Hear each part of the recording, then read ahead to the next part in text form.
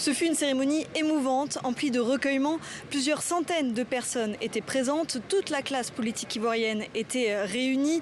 On peut noter notamment la présence du président du Ghana, de l'ancien président de la Côte d'Ivoire, Laurent Gbagbo, et bien sûr de l'actuel chef d'État ivoirien, Alassane Ouattara.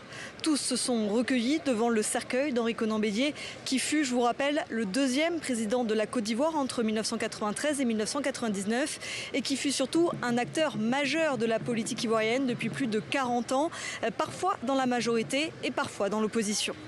Notre pays a donc eu une chance inouïe d'avoir un tel homme dans des fonctions aussi importantes et pendant une si longue durée. Il n'y a aucun aspect de nos vies où il n'a eu un impact, où il n'a imprimé sa marque.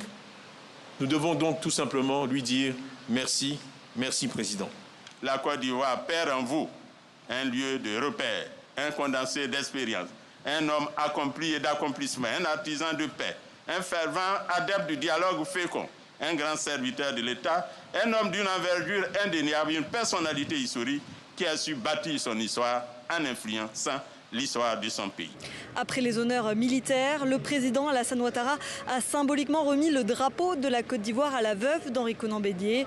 Les obsèques vont se poursuivre pendant une semaine, principalement au village de Pépressou, le village natal d'Henri Konan Bédié, situé dans le centre-est du pays. Il sera ensuite inhumé dans la plus stricte intimité le 1er juin prochain.